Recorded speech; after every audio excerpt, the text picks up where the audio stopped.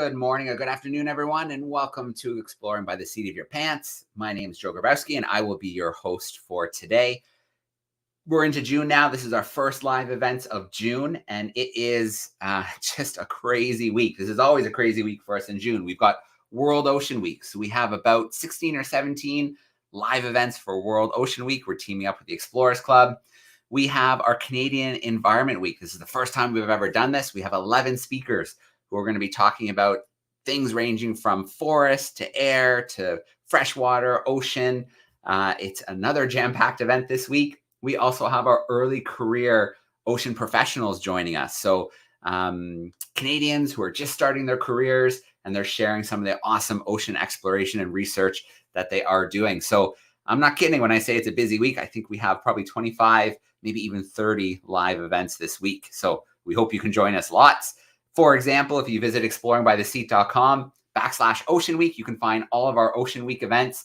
We've already had 2 this morning. We were live in South Africa with the Sandcob, the penguin, South African Penguin Rehabilitation Center. And then I just wrapped up an event with Pamela and Martine from the amazing Nicaragua Sea Turtle Conservation Project. We had the team beam in live from the beach in Nicaragua and share the incredible work that they're doing. So it's a busy week, and we have another ocean event coming your way. So with my friend Erden Roys joining us today, he in 2022, I think many of you will remember, he completed an epic solo row across the Pacific Ocean. So he left Crescent City in California on the 21st of June in 2021, and he rowed his way across the Pacific Ocean, successfully becoming the first person to row across the Pacific north of the equator. So everybody else who has done it has been south of the equator. Along the way, he raised awareness about plastic pollution and the overall health of our ocean. He also had a hydrophone with him, so he was listening for rarely observed beaked whales and recording some of their sounds. And we connected with him from California before he left, Hawaii, I think again in Guam, in the Philippines maybe. So we did get to connect quite a few times with Erden. I'm going to bring him in now. Hey, Erden, how are you? Hello there. How are you? Good, good. So I see you're with us, looking good. You have Guinness Hall of Fame listed under your name. How many of those records do you have right now, Erden? I've collected 18 so far. 18. That's pretty darn impressive. We're thrilled to have you. We have a great group of classrooms. We've got classrooms backstage and camera spots. We've got classrooms on YouTube. If they want to give a shout out in the comment section, let us know where you're tuning in from. But I know you've got lots to share. So let's let you take over for a little bit. And we want to hear a little bit more about you and your ocean action. Sounds good. I am going to move quickly through my presentation so that we have a lot of time to chat. Perfect. So let me get into the presentation. My website is erdeneruc.com, and the audience can definitely find more information about me if they just Googled my name, Erden Eruc. Erden, I want to pause you just for a sec. It didn't go full screen for us. We still see the slide view. Yeah. I am. Is it full screen for you? It did. So just a moment. Let me go back and let's try again. Sometimes it can be a little bit finicky, the share screen. It was beautiful right before we went live. Just a moment. I am going to attempt to share the full screen option that it gave me. Let's see if it comes in for us this time. You gotta love technology. Sometimes it's just perfect. This? There we go. We got it. Yeah, I had to select the entire anyway, the proper display. Okay, good. We're good to go. My website is erdeneruc.com, and you can simply Google my name as well. I am going to tell you about the circumnavigation that I did, and which led into my Pacific crossing as well. The circumnavigation was my idea since 1997, and I didn't start that until 2007. This was following the death of a friend while rock climbing together, and I decided it was time to get going. Life is short. So I started from Bodega Bay, and I returned to Bodega Bay. It took me 5 years, 11 days to complete this journey. When I got to Australia, I walked up Kosciuszko with my wife, Nancy, who's been the greatest supporter that I could ever ask for. From Australia, I rode across the Indian Ocean to Madagascar and then across the channel there to Africa. And this, by the time I got to Madagascar, I became the first person to have rode 3 oceans. From Africa, I launched from Namibia to Venezuela, 5,500 miles to Venezuela. That became the longest row on the Atlantic Ocean. That green line that you see there is the average of my route that we calculated. It's a great circle that fit as an average of my route.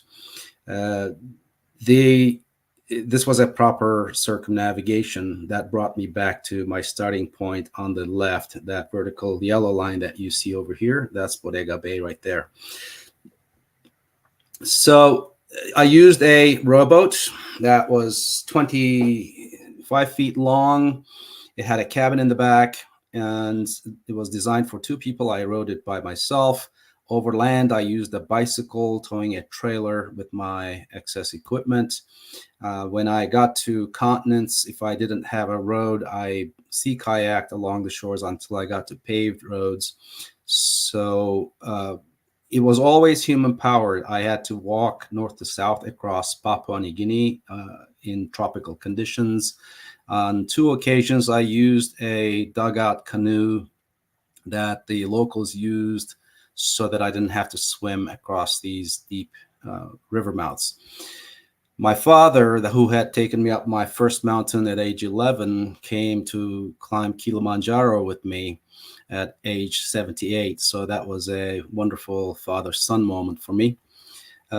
We had a dozen friends who came and raised funds so that we could build an extra classroom at a middle school in Arusha. I bicycled across Africa in the dry season. There was acrid smoke hanging in the air, a lot of bushfires going on. They beat the bush back by starting fires, unfortunately, in Africa. That's the way they manage land, which is not a friendly way. And then across Namib Desert to get to Luderitz, where I launched. The number of days that I had been at sea by the time I returned to Louisiana, the last day that I rode on the Circumnavigation, was 876 days.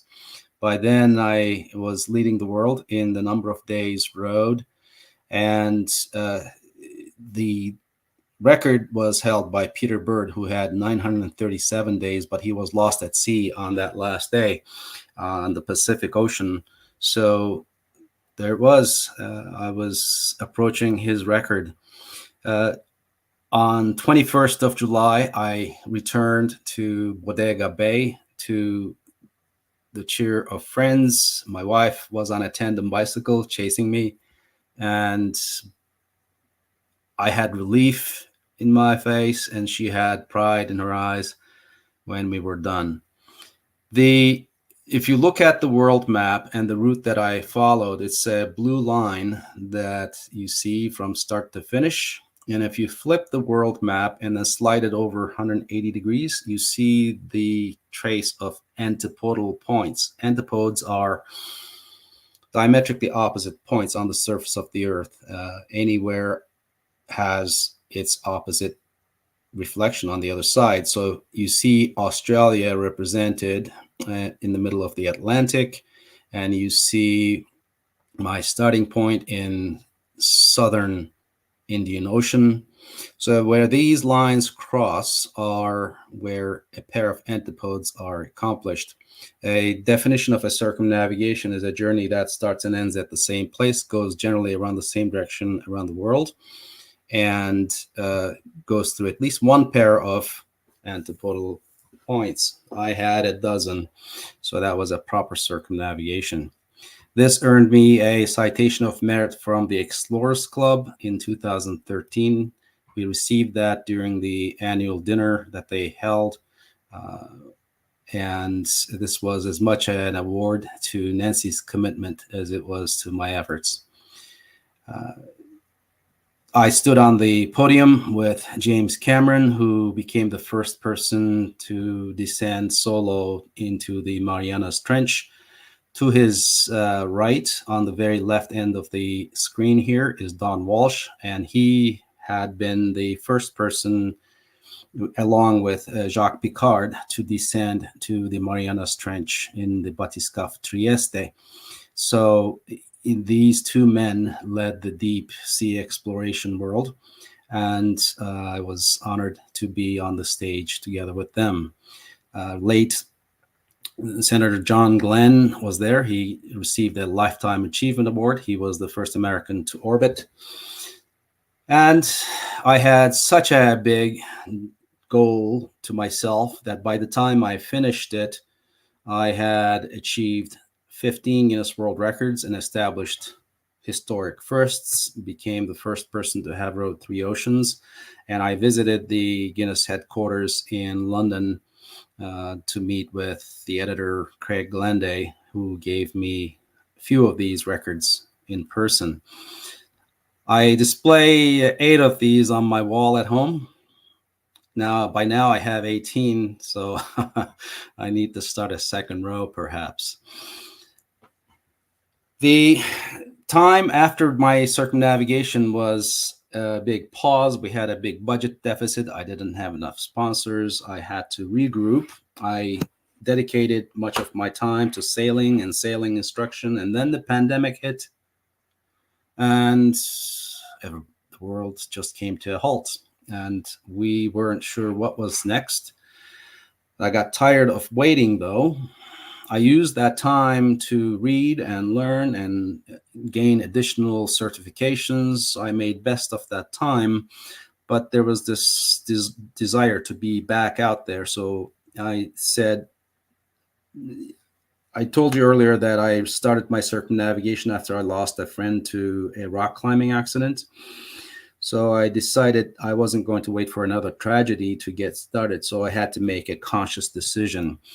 I had established a nonprofit around and over already with the goal to educate and inspire children. And I thought, well, UN has these sustainable development goals, and our mission is quality education. Number 4, I have a human-powered journey going on. It's an example for good health and well-being. Number 3, I observed girls carrying water from great distances to their village, from streams to their village or to their home, and that's time they could have used studying, so it perpetuated intergenerational poverty.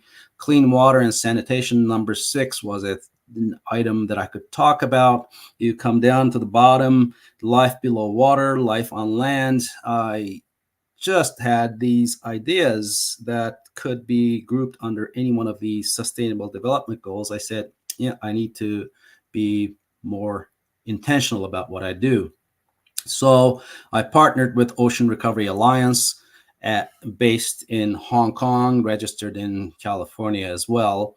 And we decided that we were going to highlight the problem of plastic in the ocean, plastic pollution in the ocean, and see what difference we could make to raise awareness. In my during my row from California to the Philippines, as Joe mentioned earlier, we had multiple presentations. We connected with classrooms. They had an online stream of educational material that relied on my content. And we tried to connect with many schools, English-speaking schools all over the world, from India to Canada. In my 2007-2008 crossing by rowboat of the Pacific, I had documented a laughing gull 3,000 nautical miles offshore.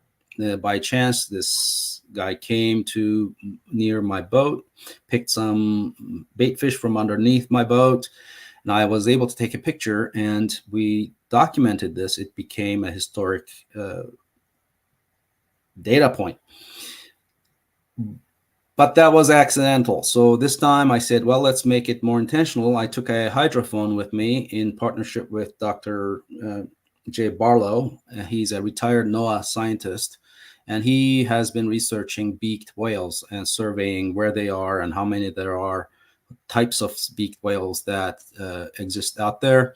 So this high frequency hydrophone records ambient sound when I dangle it 10 meters below my rowboat. I was able to capture some sound with this, and that data then became useful. With that scientific dimension, I was given the Explorers Club flag to carry across. So this became a flag expedition. This is me just before I launched from Crescent City in Northern California. You can see solar panels on my rowboat to my right, to the left of the screen. Those black surfaces that you see are the solar panels that charged my batteries. And from those batteries, I ran everything that required electricity, like my navigation light, recharging my satellite phone, and my water maker, all of those. I was heading west. This is a sunrise setup. You can see the cabin. It looks like a two-person tent almost. That's the size of it. What you see on the right says Garmin. That's my chart plotter. I have the cover on it. The cabin is small, crowded, but it was fairly sufficient to what I needed. And that's looking at the deck from the cabin. On the left of the screen, you see the yellow grab bag that I would take with me if I were to transfer into a life raft. On the right, you see a green bucket. That's my toilet.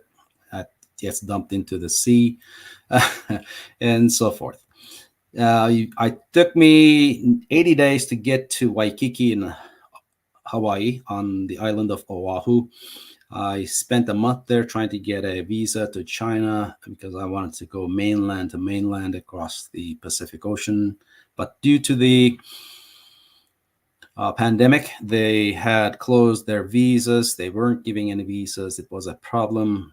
After a month of trying, I gave up. I kept going without a visa, and creatures kept me company during this crossing. So this is a white-tipped shark that kept coming up and bumping against my oar blade. I think it was going after the churning water, thinking there was food there, but sun was in its eyes and couldn't tell the difference. This kept going on for a while. Eventually it gave up. I had a red-footed booby come visit me. It landed on my oar handle. And each time these birds land, what they do is they first poop, make a mess, and then they start pruning themselves and scratching and picking, breaking the shells of their feathers. So they have to get ready to fly again. As it was doing this, it had an itch on its neck, and each time it lifted its foot, the boat moved and it had to set it back down. So I reached over and helped it and scratched its neck and became my friend. For about 5 days, it stayed with me and kept me company. It would go fly, catch fish, come back and rest as I rode. And this went on and became a very unusual partnership for a while. This is Sam watching the wind blow in its face. This is the correct way that it should stand. If it stands with its rear pointing through that gap, I have had some warm liquid dribble on my forehead before when birds stood like that. If it stands the wrong way, it became a problem. They fell in my footwell. This is a storm petrel that I had to pick and return to sea. Another red-footed booby at night, it bumped and fell in my footwell. I had to pick it up and release it. There was so much clutter on my deck that if they ever landed on my deck, they would not be able to stretch their wings and take off. So a little boost from under their chest would get them flying again into the wind, and off they would go. The winter storms that launched from Siberia, Japan, and headed east across the Pacific north of me created these big swells. They would come and rush and try to push my boat on a southwesterly course. I was trying to get to Hong Kong. China didn't give me a visa, but Hong Kong was going to give me a visa on arrival.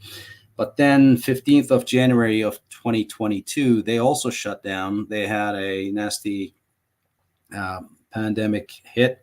Omicron became a problem for them, and they required 3-week quarantine and so forth. So it just became more difficult. They were reluctant to let me come ashore. So I diverted toward Guam. You can see my path drastically change from where I was January 15 to where I landed at Guam here. And I then came ashore. I had to dip up to my neck to come ashore at the Marianas Yacht Club at Guam. And it was February 10, and a few days later, it was Valentine's Day, and Nancy came and joined me, and we had a good day. For about a week, she stayed, and then I was on my way again. 10 days later, after I arrived at Guam, I took off again. The governor of Guam, she came and delivered me a certificate, and the first gentleman was to her left, keeping her company during this event. And they understood, as an island people, they understood what it took to spend so much time alone on the water, especially by human power. I directed my course to Philippines, and they were waiting for me at Legazpi. I headed west. It took me another 30 days. So 80 days to Hawaii, 139 days to Guam, and then another 30 days to Philippines. The North Equatorial Current comes from the east and hits the islands as a barrier. The Philippine archipelago is keeping that current from going west. And then, of course, fluids, water as it is, as it comes across, it wants to flow through like a sieve between these islands. So it gets really fast along the islands. It gets compressed. This flow wants to go between the islands. So you can see the island of Samar and Luzon, and in between, this purple area is where it flows like a river. It speeds up and goes in. And I was trying to go to Legazpi, so I was in a battle to not get sucked into San Bernardino Strait, which is right here in between Samar Island and Luzon Island. So in the last 3 days of my effort, I was awake a lot. There was an episode of 42 hours of nonstop rowing until I got into what's called the Albay Gulf. Albay Gulf is the big bay that has Legazpi City on its western end. Once I got south of Rapu Island, I was out of the current and I could rest. So after 42 hours of being awake, I took 3 hours of nap, 1 hour at a time. I had 2 alarm clocks set. And after resting some, I rode another 12 hours to drop anchor when I found the bottom at 50 meters. That's just about 150 feet or so. And then pulled into Legazpi City. Youth sailors came out to meet me. There's Mont Mayon in the back. And we'll talk about this Macabalo River here and the Puro Beach just in a moment. I pulled into their fishing wharf, and again, there was no dock. I had to pack up. Gendarmes in tactical gear came to greet me. If I didn't know any better, I could be scared. And I swam to shore, delivered my dry clothes, and they welcomed me, treated me like one of their sons, and stayed there until my logistics were done. This is the Explorers Club flag that I carried across the ocean because this was a flag expedition for its scientific mission. This was a beautiful, beautiful place to visit. Mount Mayon is an active volcano. It did erupt last year. It is closed to climbing. They used to climb this, and they don't anymore. It just creates high risk. They took my boat to the yard of the Alba Yacht Club and built a shelter over it. So the boat was first put there, and then the shelter built over it so that I could go to it eventually later on. All the data that we collected, sound data, was used to publish a journal article in Journal of Marine Mammals. And that is now a reference to the world as a source of knowledge. The last record that was established in this, registered in this crossing, was the first person to row across the Pacific Ocean from North America to Asia. And my total days spent rowing, including my 2-person rows, is 1,167 days. That's just over 3 years. 1,084 of that is solo rowing, and 26,700 nautical miles I rowed solo. And the length of the equator is 21,600 miles, nautical miles. That's 360 degrees times 60 nautical miles per degree. During this crossing, I was an ambassador, ocean ambassador for the Ocean Recovery Alliance. And I served the purpose of raising awareness about this. And the Macabala River that I talked about is a source of pollution on the Puro Beach. And we started the conversation in Legazpi City about how they could contain that plastic pollution. In 2024, I was inducted into the Guinness Hall of Fame. And if you get the copy of the 24 edition of Guinness World Records book, you will see 2 pages dedicated to my records. I'm not going to stop. I'm going to carry on to enter the Golden Globe race in September of 2026. This is a race done using sextants and traditional methods of navigation in older vessels, creating the conditions of the original Golden Globe race that was held in 1968, ended in 1968, I should say. And out of 9 skippers that started, only Robin Knox Johnston succeeded in completing this race, original race. And this is the vessel that I will use. It's a 36-foot, 11-meter full keel vessel that arrived first at the finish line.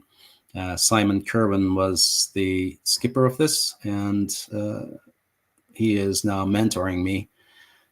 I want to say that during all of my time on the ocean, I never dumped any plastic intentionally overboard. I delivered all of my plastic waste to shore for proper disposal. This is in Hawaii after 80 days. That bag that you see is all the plastic trash that I generated. Much of plastic debris that I saw on the ocean, if it was floating, it was typically fishing gear. And when I tried to fish, I caught plastic trash or netting, and it was an ongoing observation. And you look at these 2 jars. On the left, you see clear plastic bags. On the right, you see jellyfish, and these are jellyfish is food for sea turtles, for example. And when they see clear plastic, they don't know the difference, and they eat, and their guts get stuffed with plastic, which they can't digest or pass, and they starve to death at the end. So this is a big problem. We're creating a huge issue for sea creatures that used to have clean oceans, and now we are polluting their environment, and we're killing them in the process. If you keep in mind albatrossthefilm.com, there is a very instructive documentary there that you can watch, and invite others to watch as well. And you can see that the albatross on Midway Island are stressed about with all the plastic pollution. when the adults go roam for a week, 10 days, and come back with plastic debris instead of food to pass on to their chicks, they feed them plastic garbage. If they can't bring up the regurgitated food is called bolus. These albatross bring the pre-digested food, and then they regurgitate this, and then the chick eats it, swallows it. So if you see on the right top, you see plastic bottle caps, and then in the bottom you see 3 lighters. So if the adult cannot regurgitate the plastic debris, it dies, and then they're down 1 adult. So the chick is unattended, and if they do regurgitate and feed that to the chick dies. So it's not a pleasant outcome either way. If we look at the plastic debris generated, this is 2015 numbers. 17 million tons per year is strewn over to the nature, and 8 million tons of that leaks to the ocean. The current numbers, 2020, is 11 million tons leaking to the ocean. If it were 8 million, that would be at the rate of 1 dump truck per minute that is being dumped into the ocean. That's not a sustainable pace. And the pandemic did not help. We have all this masks and other personal protection equipment that's plastic, essentially, that have entered the environment. We're not doing ourselves any service. All the windward facing, any coastline that faced the trade winds looked pretty much like this on all my travels. So we are just polluting this. Imagine a sea turtle trying to come in and navigate all of this to near the bush to dig a hole to lay eggs. They can't, because with the debris, that sand is going to behave like concrete and they can't dig. So we are just creating all sorts of problems. I mentioned Puro Beach. This is Puro Beach and Malacabo River that flows under that bridge over here. It brings all the plastic trash, and the winds face toward the shore, northeast winds, and they lay all that plastic waste onto the shore. They keep cleaning the shore. It just cannot keep up with it. So now they're looking at blocking all that plastic and catching it at the source. So we started that conversation through Ocean Recovery Alliance. The whale sharks come and inhabit these waters, and of course they swallow this debris, and they have a big problem too. It's just an unending challenge that needs to happen. So we can't point fingers elsewhere, but this is ocean shores just west of me here on the shores of Washington. And this is the morning of July 5th. So July 4th, everybody had parties, and they had, a bunch of fireworks and flares, and they had a good time. And this is what they left behind. So we have to look at the mirror at the same time. If you look at the world, statistically speaking, those that generate the most single-use plastic waste, you look at it in China, looks big there because they have over 1 billion people in population. But if you look at per capita, per person, single-use plastic waste, Australia and United States are leading. So each time you buy a coffee and then you throw away the lid and the plastic cup, you have just contributed to this problem. There are many ways to reduce this. There are a lot of R words on the left. We need to break habits. We have to replace what we use with alternatives. We have to rethink and redesign, and we have to repair and repurpose and refurbish before we buy new things. All of these things are considerations. Recycling is the last option. So the question I will leave you with is, should we remain a pest that's killing its host, the Mother Earth, or remain or become a steward, better steward of Mother Earth to benefit all the fellow creatures on this rock called Earth? we need to be more responsible and become stewards. I'll leave you with that thought. These are the resources that I am going to throw up here for reference. Breaking the Plastic Wave is a great write-up. If you were to look at the bottom, that link, Pew Trust talks all about the plastic pollution and its problems. By 2040, there will be 3 times more flow leak into the ocean, plastic waste leak. It's right now standing at 11 million tons. It's going to go up to 30. So it's not pretty. It's going to get worse before it gets better. We need to do better. I will leave you with that thought and take questions if you have any. All right, Erden, thank you so much for that great presentation. It's been some incredible journeys exploring our planet, going around our planet, and now the race, the sailing race, is going to be quite an undertaking. I know you have to pick up the boat soon, and then there's training and lots to go before you set sail. Yeah, I'll be collecting more sound data. We are in touch with Dr. Barlow, so it's going to continue that on the same track. Excellent. Well, I created a Kahoot quiz while you were presenting, so I'm going to share that link with classrooms. So after our event today, they can try the Kahoot together and they can see how well they do. But let's get some questions going because we have a great group of classrooms. If you're tuning in via YouTube, send in your questions via the chat. Otherwise, I'm going to start bringing in some camera classrooms as well. So we need to start off. Where's our group? There we go. We've got some 4th graders hanging out with us in Winnipeg. Let me bring them front and center into the call. Here we go. Hey, 4th graders, how you doing? Hello. Oh, no. I can't hear you. The mic's not coming through for some reason. It looks like you're unmuted, but for whatever reason, it's not coming through. So let's keep you there front and center. If your teacher wants to type those questions, there's a little bar at the side. It's private chat, and it's got kind of a little speech bubble. If you send those questions there, I'll come back to you guys when I see them popping up. Okay, we're going to go to another group here. We have some 3rd graders in North Hollywood, California. So you guys over here. California, Erden. Kimberly. Left from anyway. Yeah. Hi there. How's it going? Come on. No? Okay. Somebody want Alexander, can you come read Kimberly's question? So how hard is it and how much money do you get? How hard is it and how many more do you get?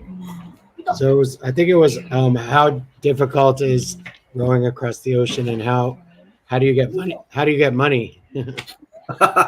Well, you got straight to the point, didn't you? That is the biggest challenge in much of what I do, to convey to others that there's value in what I do. So some of the stories that I say about goal setting and dreaming big and chasing after these big projects is part of the appeal. And as children, you need to set big goals for yourselves so that you too can accomplish records and historic firsts. It doesn't happen unless you start with an idea, and that's called a dream. So there is value in that. So that's what I try to convey to others so that I can find the support. Some of it has to do with trying to become famous and having the notoriety on social media and such, having followers and becoming an influencer, if you will, so that there would be some pay in that. The more reach I have, the easier I can share the branding of any potential sponsor, so it becomes an advertising opportunity for them. So it's an ongoing battle. It's a part of. I am better rowing and adventuring than figuring out the financial side of these things. So it's not easy. It is part of the challenge. You will find that if you ever get a PhD and become a university professor, you will have to search for research money from the likes of National Science Foundation or corporations or other resources so that you can actually pay your researchers and your laboratory and all the expenses associated with running that research project.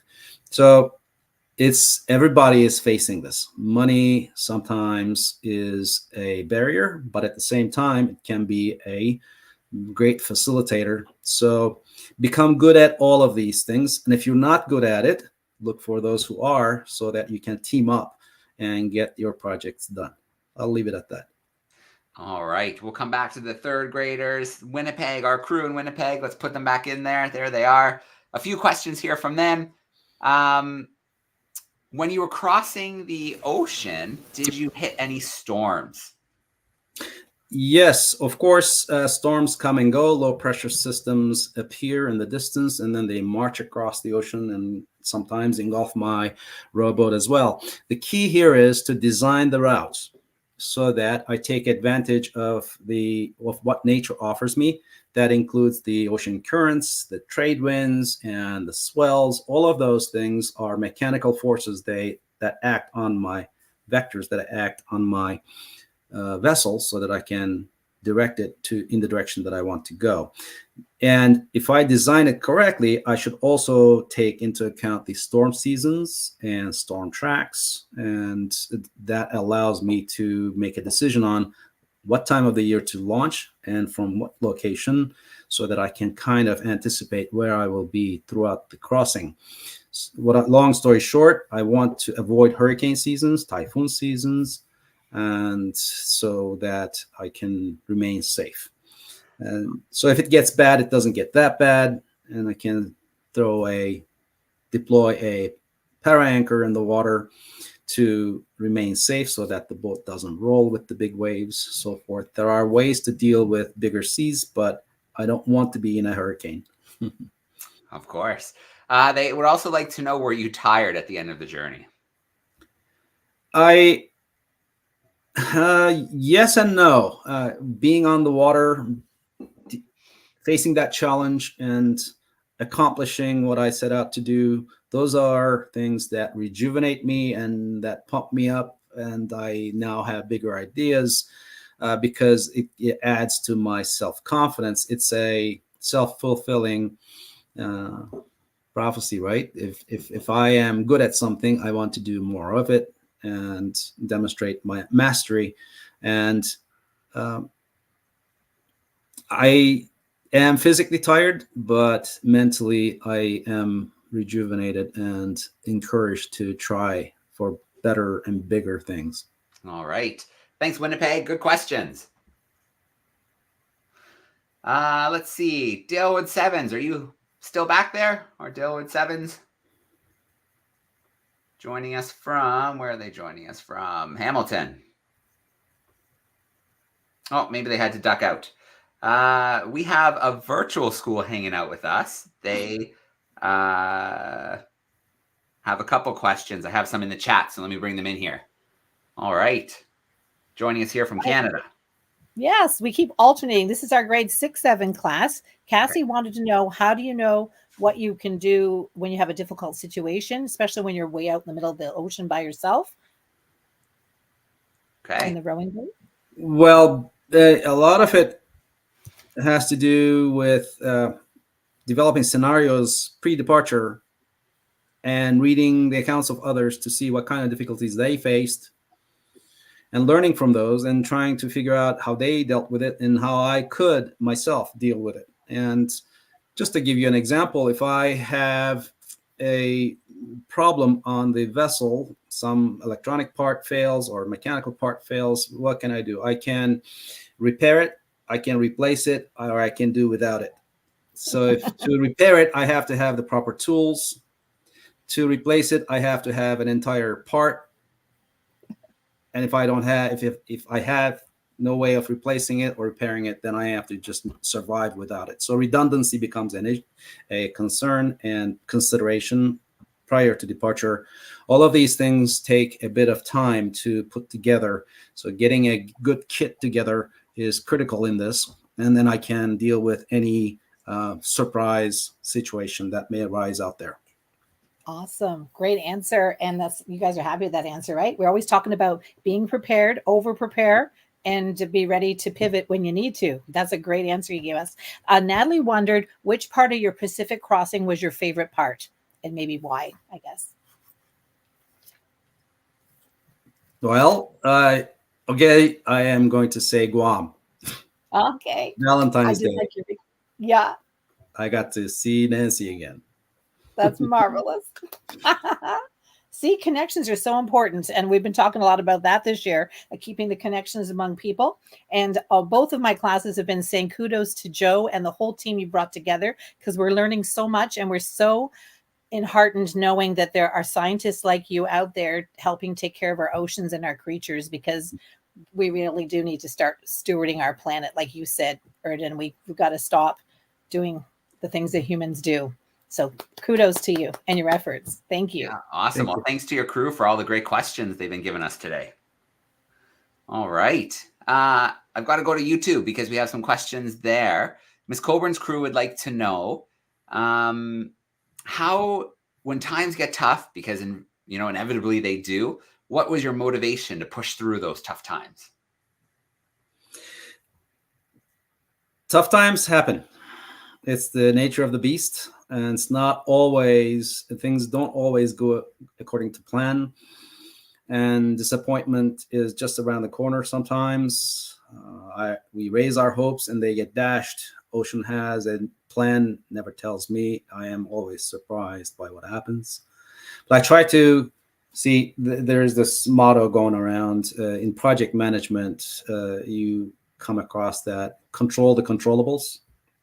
So I try to, what am I in charge of here? I can make decisions about when to be on the water, what route to follow, fight to stay on that course. All of those are research ahead of time. But I also have to deal with random events that happen, these lows that pass, storms that pass, things that break, all that kind of stuff. So in the end, it comes down to asking myself, why am I out here? What's my goal? And am I done yet? Because fatigue is a feeling that I can manage, but quitting is forever. I need to know the difference. So I know that I can deal with fatigue. I can take that on. I'm an athlete. That challenge is something I welcome. And if I put in the effort every day, making progress in a certain direction, I will then be 30 miles farther west than I had started in the previous morning, for example. That's accomplishment for me. It's a process. So it's a day after day of process. So if you students want to read a big book, an encyclopedia, you're not going to read it overnight. You're going to read it page by page, 2 pages, 3 pages at a time. You're going to get to the end of it by the end of the year. It's the same thing for me. I have this big overarching goal, and I stay focused and stay true to my goals and hit it bit by bit. And I make progress. So I think focusing on the process is more important than wanting something today and now. All right. I'm going to squeeze in one more question. Our North Hollywood crew just sent a question in the chat. I think it's Imani's question. If you want to go ahead, we'll get that question in. Imani K? Quick. So they're waiting. Don't ask. Yeah. Wait, I forgot my question. What was the question? What kind of food did you eat? Oh, the food that I ate is... Oh, okay. The food that I ate was mainly camping food, which is food that is prepackaged, freeze-dried foods. So it's lighter, and all I have to do is boil water, add it into the pouch, let it sit for a while. It becomes edible. So that was my main staple. I did have some treats with me, some canned sliced pineapple and sliced fruits like that I would take out every 100 miles or 500 miles, depending on how many I had, to reward myself. And I just looked forward to the day that I could pull out a treat. I also had powdered drinks and protein supplements and so forth, rehydration drinks. Those became useful. I took one a day multivitamin tablet just in case I had a gap in my nutrition plan. So made it across that way. All right. Third graders, North Hollywood, thank you for another really good question. You're welcome. All right. Erden, I'm going to grab one more question here. Just came into the chat, and I don't know if we've talked about this one before, but when you were rowing, did you have music, audiobooks, things to listen to while you were out there? Early on, I did. Music and such I did have before, but on this last crossing, I made a point of not taking any music with me. I wanted to listen to my own thoughts, and I wanted to observe the ocean at a deeper level. I did have books with me, and whenever I had the chance, if the ocean was carrying my boat in the direction I wanted to go, I could take a break and read and rest and catch up. But then you can only lay for so long, and I would get out and start rowing again. If the ocean did not do what I wanted, then I would try to slow that down using a para anchor, which is a parachute in the water, trying to hang on to the block of water around me so that the winds didn't carry me in directions I didn't want to go. So those were downtime that allowed some reading. And of course, I would be writing messages and blog posts and such, trying to keep up with everything else that was going on and trying to inform everybody following me also. So those were my daily activities. Reading was part of it, yes. All right. Well, Erden, you've had some epic ocean journeys. I think you did some amazing work this time around, raising awareness about ocean plastics and working with Doug and the Ocean Recovery Alliance. I know you did some great research with the beaked whales, and I can only imagine what you're thinking about already as you prepare for the Golden Globe race. We will be following closely in the new school year. We will connect and we'll follow your progress as you get ready for another epic journey. Thank you so much. I'm looking forward to that. All right. Thanks to the students who hung out with us today. I sent a Kahoot link to your teacher if you guys want to try the Kahoot after. And yeah, we have tons of ocean events coming up this week, so we hope to see your classrooms again. A few classrooms have ducked out for recess, but I still see our third graders in North Hollywood back there. So we'll give them another wave. Thanks so much for hanging out with us. Thanks so much for being with us, everyone. Bye.